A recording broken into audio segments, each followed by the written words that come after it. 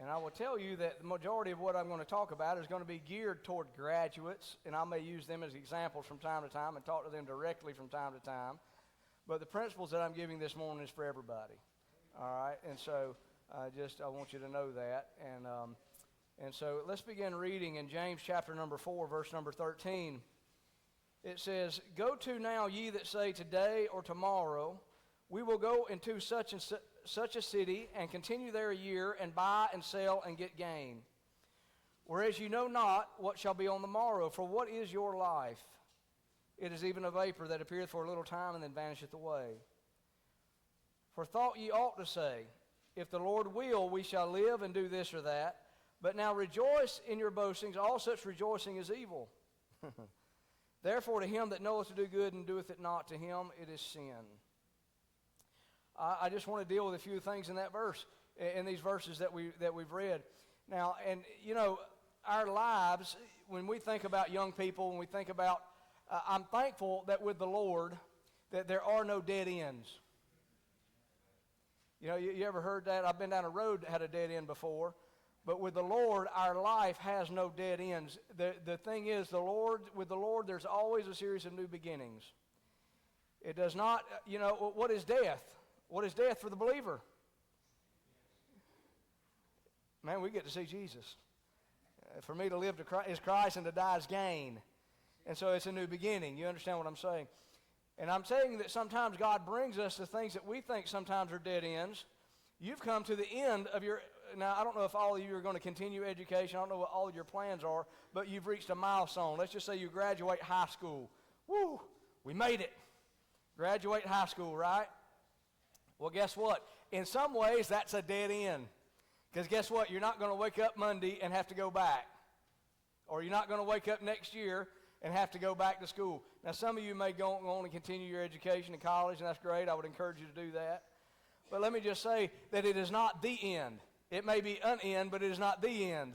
You go, and God will always open more doors and point you in a certain direction to please Him and to serve Him. And you know, when you think about, there are opportunities that you have been given. When I think about that, and I even reflect on my own life, the opportunities that God has given me over the years. And some of you will have more opportunity than others. Some will have less opportunity than others. It's the same for all of us.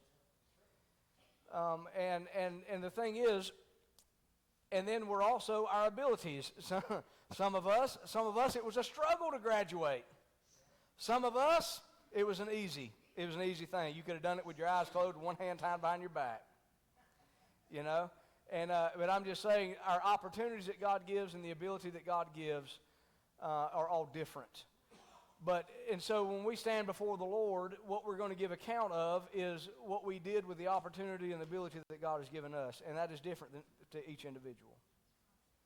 My opportunity and my ability is so much different than your opportunity and your ability, and some of you are much more gifted than I am. I mean, honestly, some of you are much more gifted, but you know what? God's going to hold us responsible for that, of what we do with those opportunities and what we do with those abilities. And some people would say that, you know, that life is made up of all of our choices. Where we are today is based on the choices we make. And you're at a point in life where you're making choices like crazy. All of it, you know, life never ends like that. We all have choices every day of our life. But, you know, those choices that we make and those choices that we determine, you know, they're influenced by things and by people that God has brought into our life. And I think about my own life, and I think about my past, and I think about people that God has brought across my path to influence me. And I would say that I've had bad influences and I've had good influences. And you can identify those in your life as well. I think, I don't know if I gave it here, but I remember one teacher that I had in school, and his name was Dan Totten, and I only had him just a couple years, there toward my high school years, my 11th, 12th grade, right in there. But I'm going to tell you, he influenced me greatly. He did. He influenced me the way that he taught, the way that he behaved, the things that the way he conducted himself, all that. Anyway, the way that he taught, it influenced me.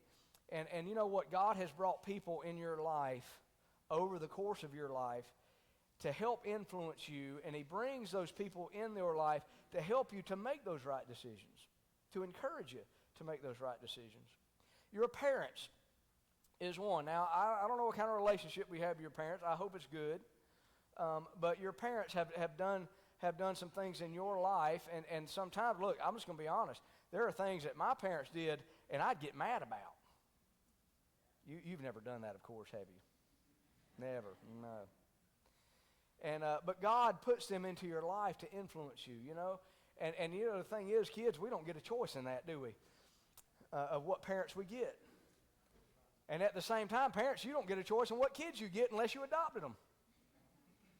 We're stuck with them. I think Stephen and Alana, they're already down at Children's Church. But Stephen, he doesn't get a chance in what kid come into his life, you know. He's got him, and he's stuck with him, you know. And he'll have to deal with all those things. But I'm just saying that all of these influences God uses, that he wants to help you, he wants to lead you, he wants to guide you, to help you make right choices in life. And it says here, let's go back to our verses here, and it makes a statement. I believe it's in, I'm in the wrong chapter here. All right, let me get to the right chapter. In verse number 14, the very last phrase, it says, "For what is your life?" What is your life?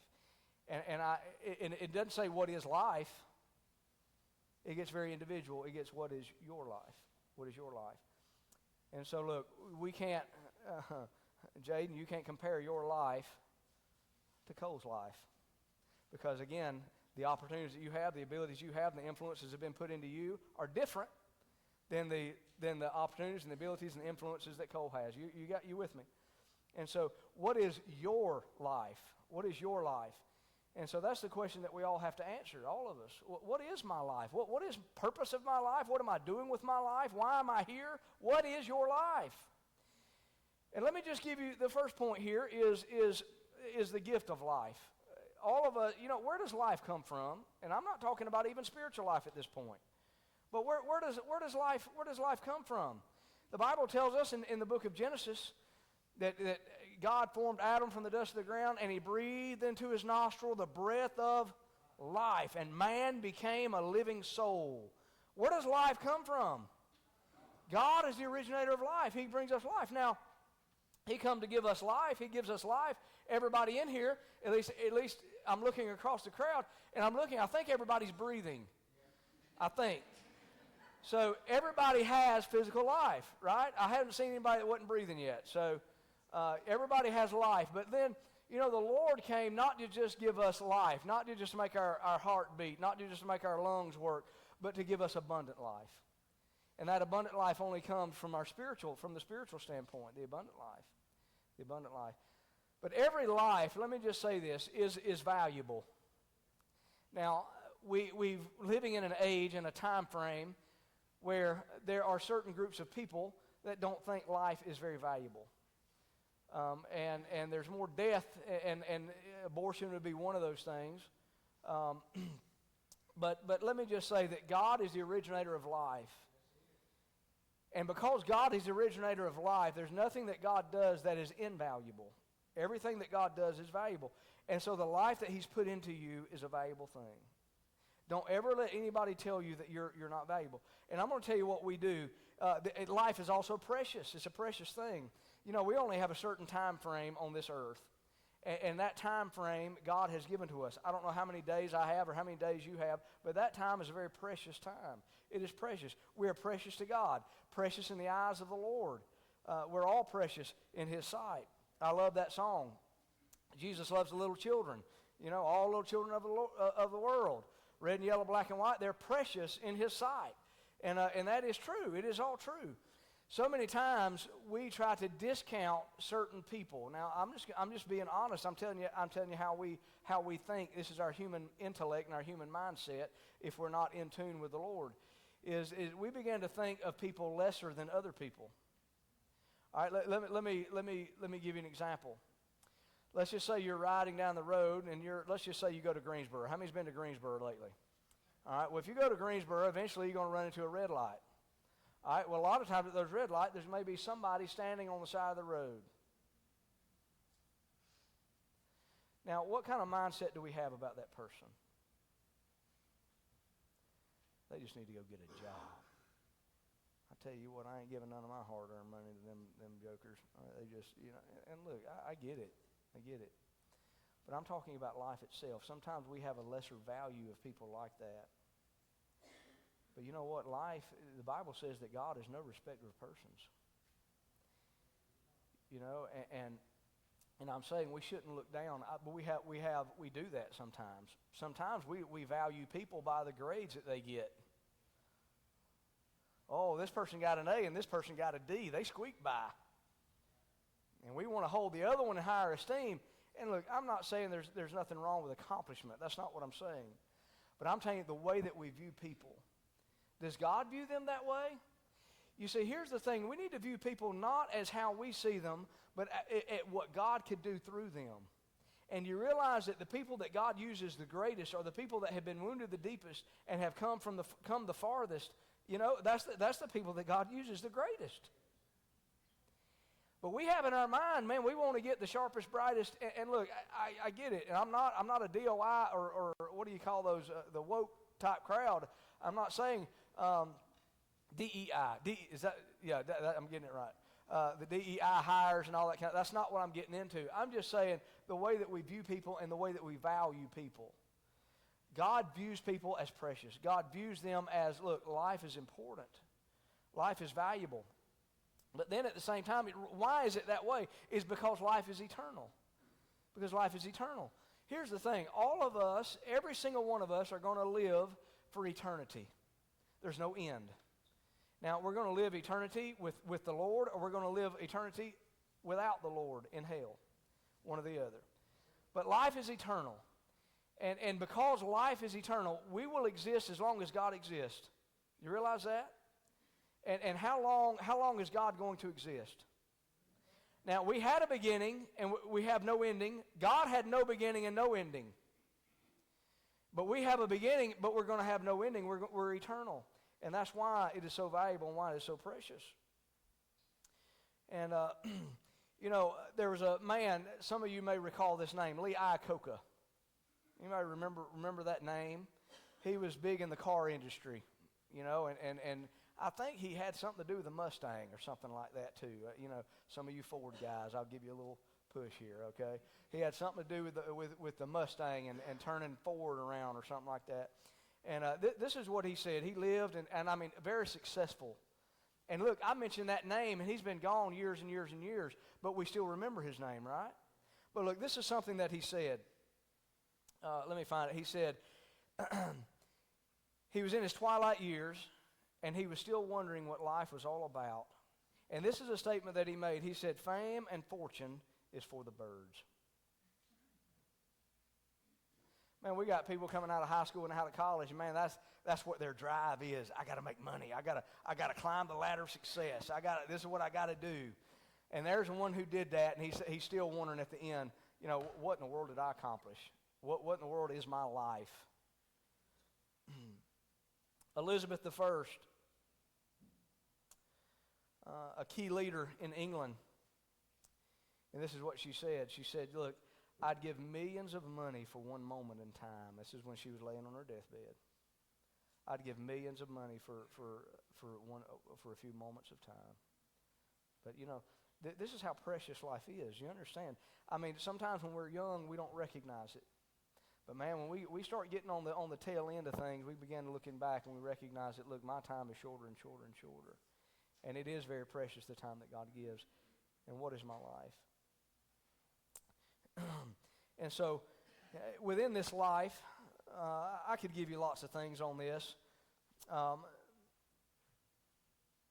We can fill our life with everything that God intends for us. I mean, that the world has for us. We can fill it with money. We can fill it with people. We can fill it with things. And you know what happens with people like that when they leave God out of that? They get to the end and say, look, it was all worthless. I mean, really, it was all worthless. That is. But I'm asking, the question is asked here in this passage. And I'm giving you some scenarios here, but what is your life? What is your life? So life is very precious. So the gift of life, and God has given us the gift of life. But then the second thing here is I want to give us, and I'm not trying to be morbid here. I mean, this is a day of accomplishment, and I want to award them. I'm getting to all that. But also, there's the gift of life, but there's also the certainty of death in this passage. Look with me again. Verse 14, whereas you know not what shall be on the morrow. For what is your life? It is even a vapor that appeareth for a little time and then vanisheth away. All of us sitting here, I mean, I just turned 51 years old. Can you believe that? 51. Some of you are saying, oh, he's a young man. And some of you are saying, oh, man, that's old as dirt. You know? But nevertheless, 51 years old. And I would say to you, I feel like I'm on the downhill slide. That's what I feel like. You know, it seemed like something when you get around 50, I mean, I don't know. I used to run and jump and play ball and all that stuff. And then you hit 50, and man, you wake up and you get out of the bed and you pulled something. You know, that's just the way it is. But when I look back across life and I think about, look, I've had the opportunity, and God has been so good to me across those years. And I think about across our years, I remember when I was young and I was your age, I'm going to tell you the two things I wanted. I wanted to have a house and land. I wanted to be married and have kids. That's all I wanted. I mean, those are high dreams. The other one was I wanted to be debt-free by the time I was 30. And interesting. And God gave me all those things. God gave me all those things. And I look back, and I've had children, and I've got grandchildren now. And I look back at time. Now, you can look back across time, and I'm so very thankful. But then you can also look across time, and there's regrets that you have.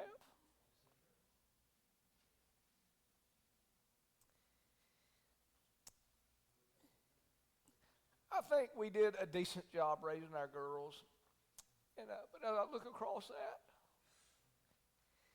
I think, you know what? I should have prayed with him a little bit more. I should have spent a little more time doing certain things.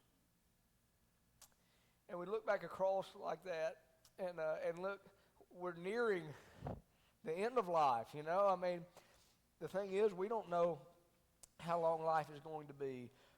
I told you this morning about a prayer request about a young man, 22 years old, went out to meet God.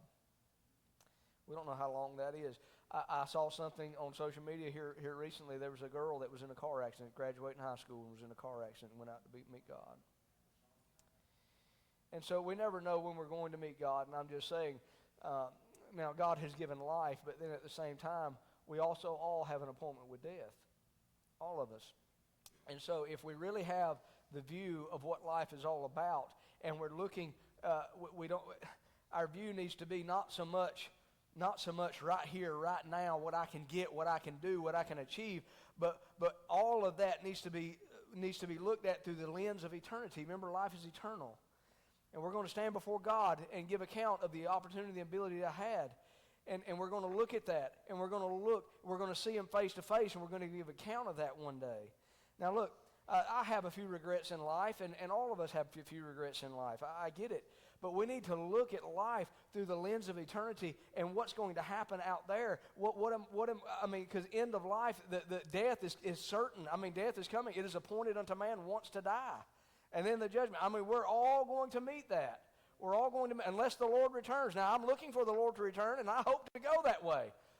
But nevertheless, if the Lord tarries his coming, guess what? One of these days, they're going to be putting me in the ground, my body. And I don't know when that is. It could be today. Think of that.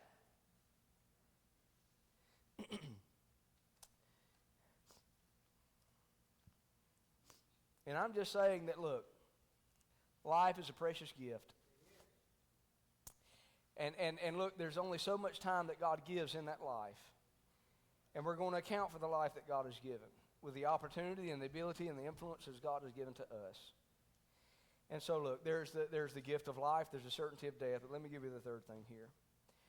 There's an opportunity that you have to live for him. Now look what it says here. Go back to our verses here. Verse 13, it says, "Go to now, ye that say, today or tomorrow we will go into such a city and continue there a year and buy and sell and get gain." Now look, there's a lot of people who make plans. Look, I try to plan out my days. I at least try to do it a day in advance. I get a phone call sometimes as a pastor and my whole day changes. You know, and I have to drop everything I'm doing to go deal with something or be with somebody or something. That's just the life of a pastor. Now, but I try to plan out my days, and this week I have certain things that I want to accomplish. I want to get done. I want to see. Now, look, and I have that list, and I'll work my list. But at the same time, as I'm working that list, like you say, something may arise, and I have to go deal with, and then that list gets pushed out. You know what I mean? And I have to keep working and keep doing and keep going.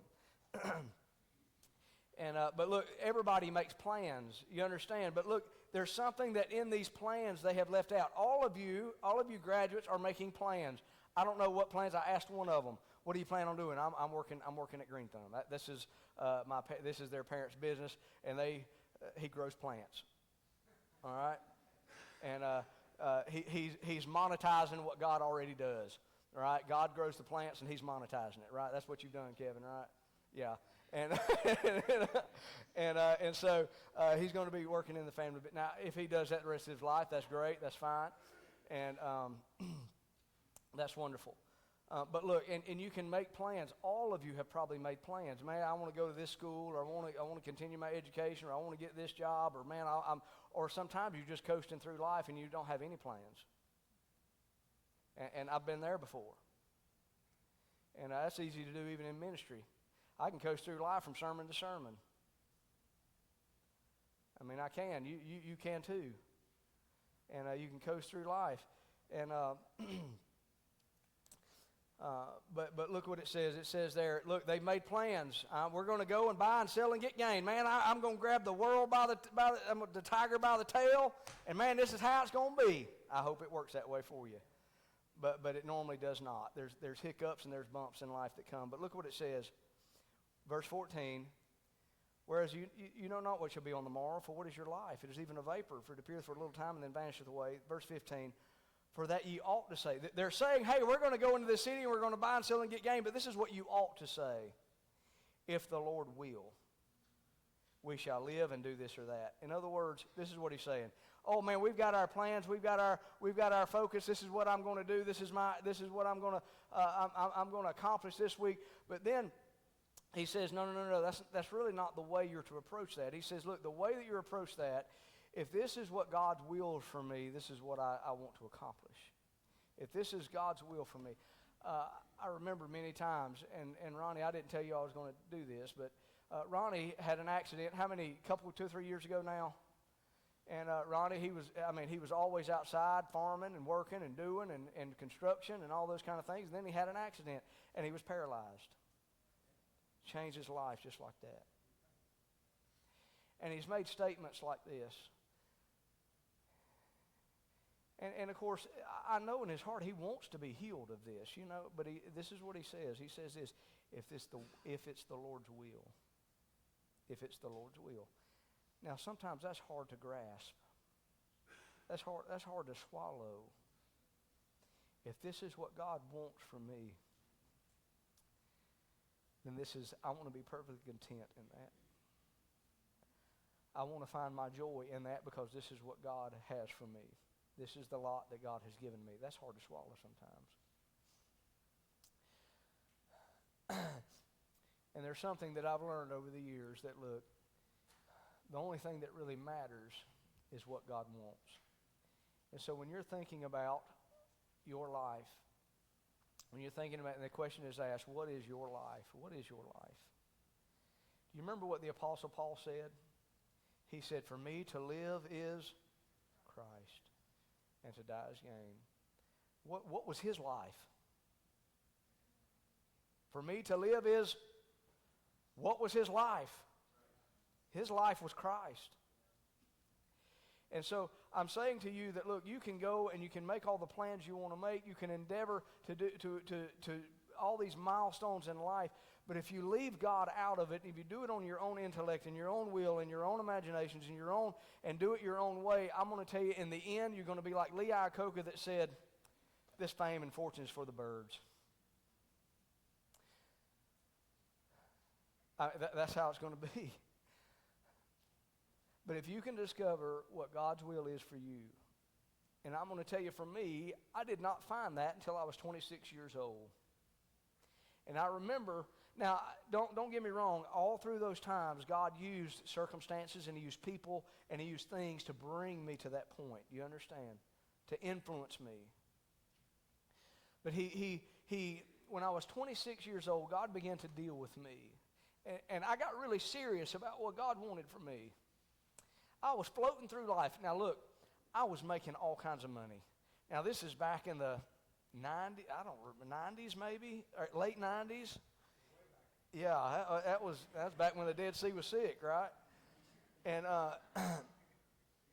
man, I was making I was making six figures back then, believe it or not, and making good money. And man, I mean, and I didn't even try to do that. It just came naturally. It's just easy.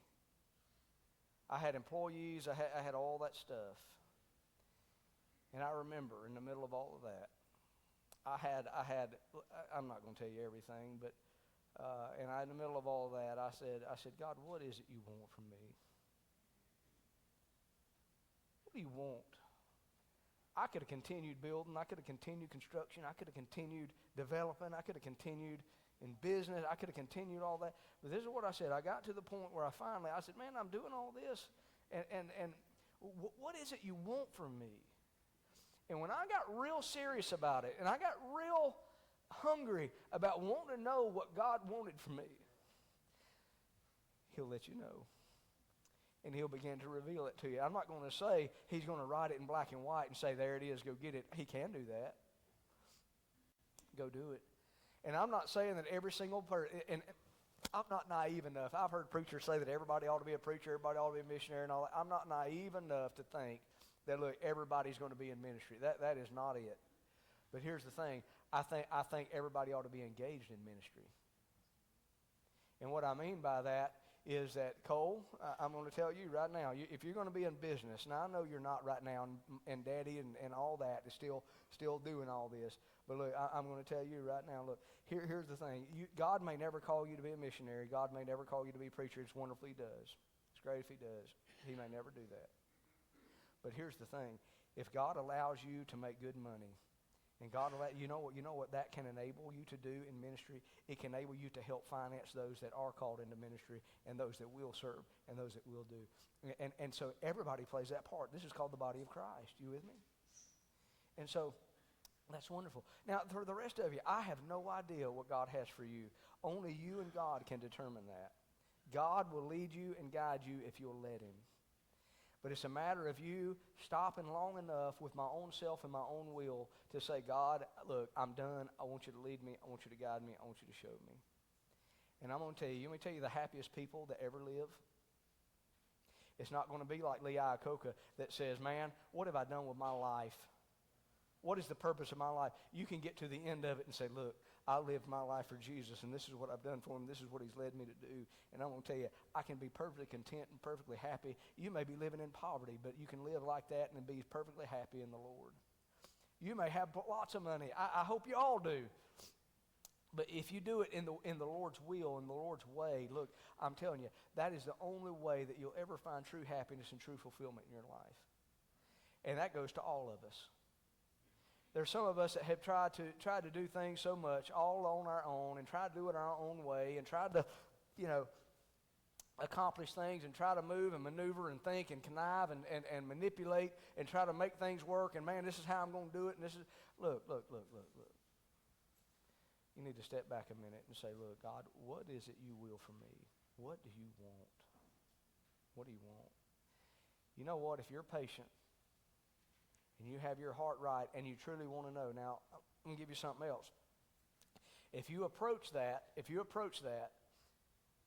in that way, now, some of us approach God, I'll do anything you want me to do, anywhere you want, except this. You know what? If you have reservations, you know what? You're never going to get clear direction. But if you say, God, I'm giving it all to you, and I'm going to let you lead me and let you guide me, and I'm going to leave the choice of my life up to you. And I want you to do with my life what you will. And I'm going to tell you, the times when I've given my life to the Lord and I'm living like that, that's the happiest, most joyous times of my life.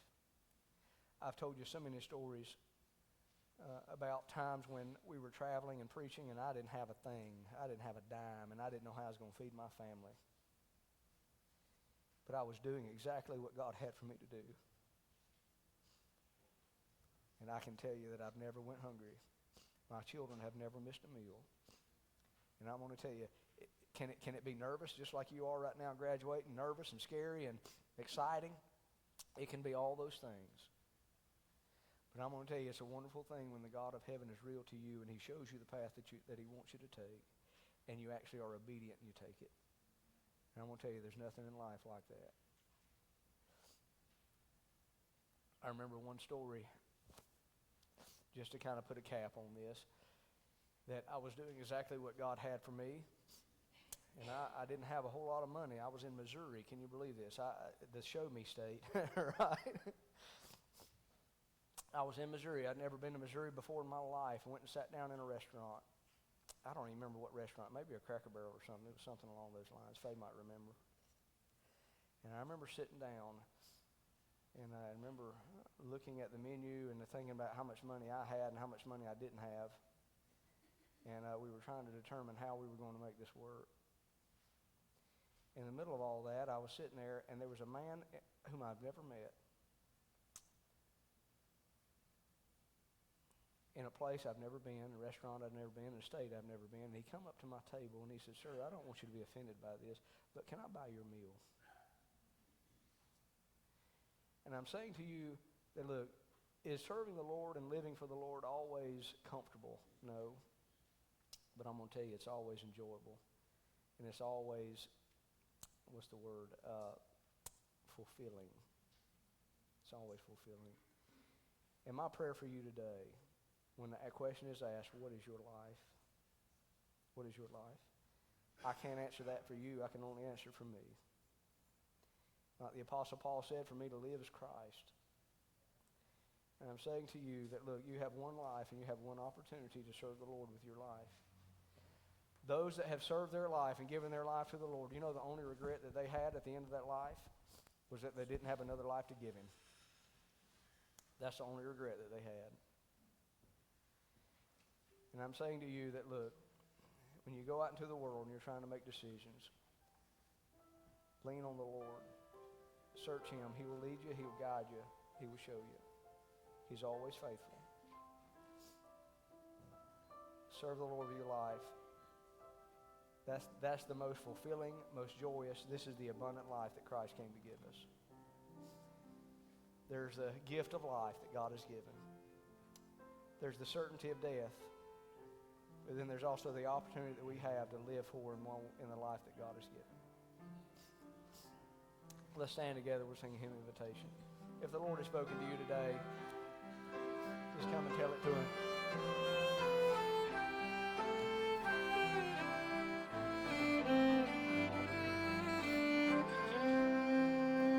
He leadeth me, oh blessed thought, oh words with heavenly come.